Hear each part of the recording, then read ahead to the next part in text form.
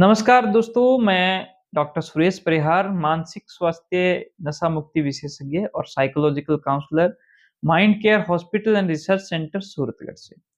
दोस्तों, अभी इस वक़्त मेरे सामने एक महिला बैठी है और उनके घर की स्थिति को लेकर एक ऐसी दुविधा थी, जिसमें उनकी 3 प्रकार की जो चीज़ें सामने आई कि साहब मेरे जो घर के मुखिया हैं, वो मारपीट करते हैं और वो गलत व्यवहार करते हैं, घर के सदस्यों के साथ में भी और यहाँ तक कि उनको अगर कोई समझाने आ जाए, अगर कोई सरपंच समझाने आ जाए या कोई भी बड़े से बड़ा समझाने आ जाए, तो उनको भी वो क्या है कि बहुत ही बुरी तरीके से धुतकार के जो है ना वो भेज देते हैं और नशा करते हैं बहुत ही ज़्यादा।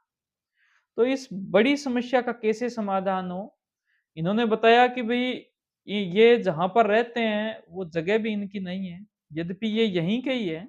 मेरे सूरतगढ़ के एक साइड में यानी पीलीभंगा की साइड में बीच में जो है इनका मायका है।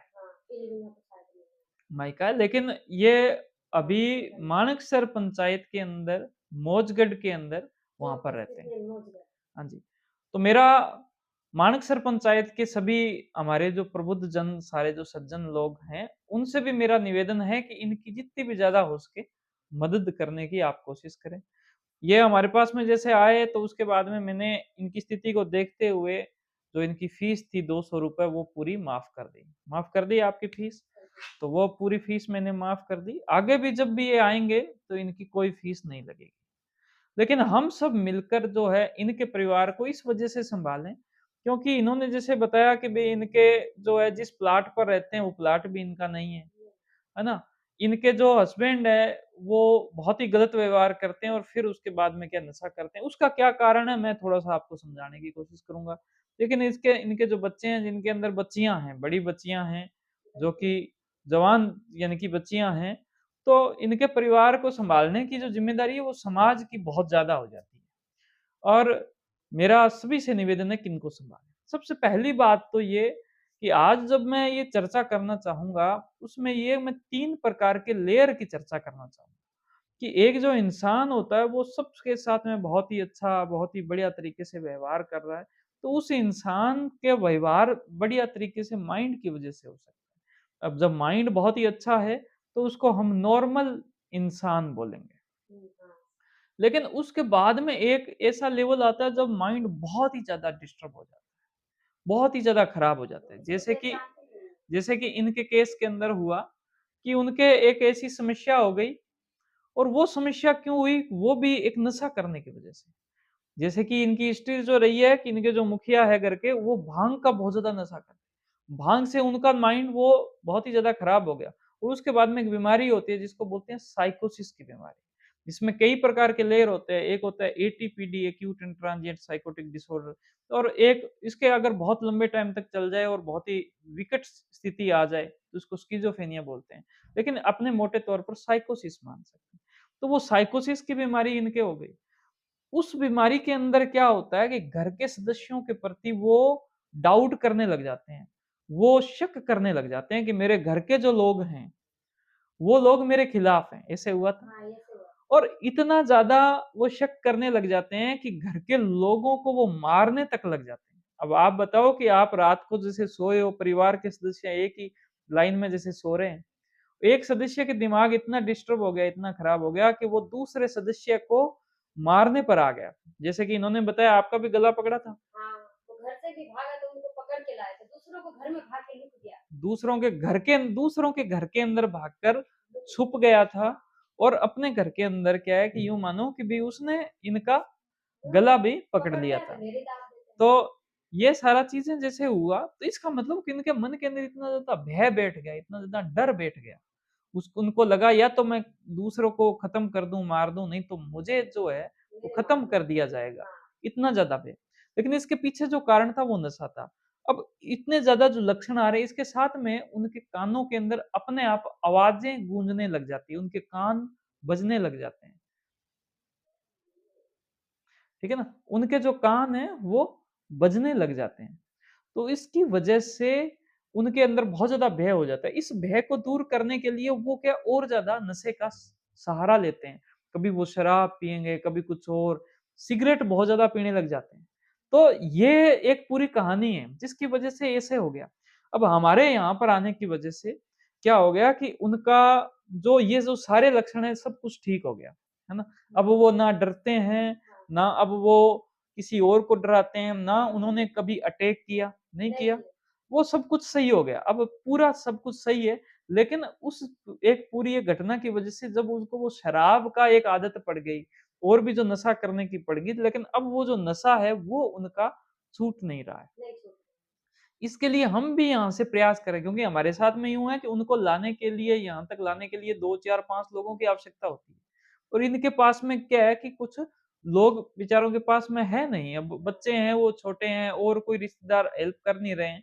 इस वजह से मेरा निवेदन है कि इनकी मदद की जाए।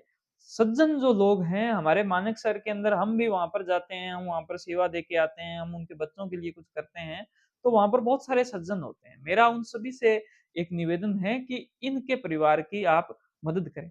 अब आप कैसे मदद करें ये बहुत इम्पोर्टेंट है, इसको बड़े ध्यान से सुनिए। क्योंकि मदद के नाम पर ये है कि आपको वहाँ पर जाओगे, ऐसे माहौल को देखोगे, तो देखो मैं तो आपको बहुत बड़ा समझता हूँ कि भई आप ऐसे माहौल को जी रहे हो। हाँ, क्योंकि अब मैं जो बात कहने जा रहा हूँ वो बहुत दूरी है। एक तो मैंने नॉर्मल इंसान कहा, एक मैंने कहा कि जो बिल्कुल ही डिस्टर्ब हो गया, जिसको एक विकार हो गया, जिसका इलाज की ज़रूरत है वो। लेकिन एक इंसान इन दोनों के बीच में होता है। अभी की जो इनकी स्थिति है, बीमारी हमने खत्म कर दी, लेकिन इनके बीच की स्थिति, इसको बोलते हैं पर्सनैलिटी डिसऑर्डर। यानी कि उनके स्वभाव में जो है ना वो खराबी आ गई। कि उनको बीमारी नहीं है कोई, उनके स्वभाव में खराबी। अब ये स्वभाव के अंदर खराबी वाले जो लोग हैं, वो दुनिया भर के अंदर बहुत जगह घूम रहे हैं, फिर रहे हैं। और इनके लिए यूँ मानो कि जो थाना जो होता है, वो इनके लिए बना होता है। क्योंकि ये गड़बड़ करेंगे, इनके जब तक किसी को परेशान ना कर दे, जब तक किसी को तंग ना कर दे, इनको शांति नहीं आती। दोस्तों इसका जो ट्रीटमेंट है वो आप सज्जन लोग आस-पास में जो समाज के जो लोग हैं वो कैसे कर सकते हैं मैं इसके लिए आपको गाइड करना चाहता हूँ। सबसे पहले आपको उनके साथ यानी कि इनके मुखिया के साथ में ना ऊँचा बोलना है, ना उनको धमकाना है। आपको वहाँ पर ज़ोर-ज़बरदस्ती नहीं करनी है। आपको वहाँ पर करना क्या है, आप उनके संपर्क में आने का थोड़ा-थोड़ा प्रयास करें। एकदम से ज़्यादा प्रयास ना करें, वरना उनके मन के अंदर एक गलत बात भी चल सकती है। थोड़ा-थोड़ा जो प्रयास है, वो उनके करें। दूसरा नंबर चीज़ है, उनके साथ में एक मित्रता करने की कोशिश करें। फ्रेंडशिप करने की कोशिश करें। उनको जो भी आपसे जो हेल्प हो सकती है, जो भी मदद हो सकती है, उनकी मदद करें। उनकी थोड़ी-थोड़ी प्रशंसा करने की कोशिश करें। इन सब चीज़ों से इन सब चीज़ों से इसको बंद कर दो, कोई बात नहीं, ठीक है? इन सब चीज़ों से क्या होगा कि जैसे ही आप उनसे मित्रता करने की कोशिश करेंगे, तो उनकी जो संगति जो है वो अच्छी संगति के साथ में जुड़ेगी। क्योंकि उनका स्वभाव खराब हो गया, उनकी पर्सनैलिटी जो है वो खराब हो गई। वो उस पर्सनैलिटी को ठीक किया जा सकता है अच्छी संगति के माध्यम से। आप सज्जन लोगों की अच्छी संगति जब उनके साथ में जुड़ेगी तो वो धीरे-धीरे, धीरे-धीरे वो जो है वो ठीक होने लग जाएँगे। और इसी तरीके से, इसी माध्यम से ठीक हो सकते हैं। तो इस वजह से इसके अलावा इस परिवार की जितनी भी हेल्प हो सकती है, वो आप लोग कर सकते हैं।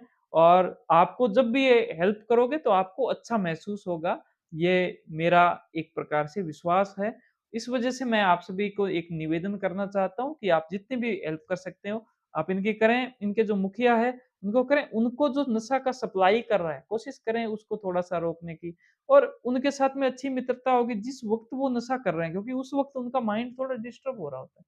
उस वक़्त उनके साथ में कुछ अच्छा कर सकते हो, कुछ पॉज़िटिव जब आप कर सकोगे, तो चीज़ें जो है वो बेहतर होने लग जाएगी। और इसके अलावा एक दूसरी बहुत ही इम्पोर्टेंट चीज़ क्योंकि अभी के यूँ मानो कि उस परिवार की जो मुखिया है, तो ये महिला है। इनको एक अच्छे रोज़गार अगर आप दे सको, जिस रोज़गार के अंदर एक सरकार की एक स्कीम आती है, जिसको बोलते हैं राजीविका। राजीविका की स्कीम आती है जिसके अंदर सबसे पहले गवर्नमेंट के माध्यम से उस एरिया के अंदर जो महिलाएं हैं उनको उसी अपने-अपने घरों के अंदर ही प्रशिक्षण दिया जाता है कि भई आप क्या काम सीख सकते हो, आपको देखा जाता है। जैसे मान लो एक मेहंदी बनाने का काम है। अगर आप मेहंदी बनाने की प्रैक्टिस कर लो, उसको अगर आप सीख लो कि भई मेहंदी कैसे बनती है, बहुत सारे डिज़ाइन और सारा चीज़ अगर आप सीख लो और उसके बाद में क्या है कि आपको मेहंदी के जो काम आने लग जाएँगे। आजकल शादी-ब्याह होता है तो 1 दिन के अंदर ही मेहंदी बनाने का ही कोई ₹10,000 1 दिन के अंदर ही बन सकते हैं। तो ऐसे अपने काम सीख सकते हो आप। तो राजीविका के माध्यम से बहुत सारे कामों का प्रशिक्षण, इसके अलावा सरकार फिर आपको पैसा देती है, रुपया देती है, जैसे 5,000 रुपए दे दिया, इस तरह से अलग-अलग प्रकार के काम होते हैं। जैसे मान लो कि कोई ये जो जो अपने यानी कि स्वेटर बनने का जो काम है, वो कर सकते हो। जैसे जो जो डिज़ाइनर ये जो रहता है मतलब वो जो मतलब पैरों में जो पहनी जाती है जूतियाँ जिसको बोल सकते हैं, जिसको अपने यानी कि स्लीपर बोल सकते हैं, इनको बनाने का काम, ऐसे बहुत सारे काम होते हैं। तो राजीविका के माध्यम से आपको काम मिल सकता है। इन सब स्कीमों के लिए आप वहाँ पर जो सरकार के अंदर जो पर्सन है, जैसे वहाँ के जो सरपंच हैं, पूर्व सरपंच हैं या जो भावी सरपंच हैं और भी आपके जो एरिया के जो पंच हैं, इनसे आप कर सकते हो। आप अपनी पंचायत में जब भी कोई मीटिंग होती है, तो आप वहाँ पर जाया करो, वहाँ पर पूछा करो कि भई मेरे लायक कोई सरकार की स्कीम है, तो मुझे आप बताओ। बताते नहीं मानिक सर वाले ऐसे हैं। कोई बात नहीं, बताएँगे। अब हमने वीडियो बना दी है, ये वीडियो उनको दिखा देना कि डॉक्टर साहब को सर्च कर लो और ये वीडियो देखो, उन्होंने बोला है कि हमें बताना है। ठीक है? आपकी मदद करेंगे पूरी।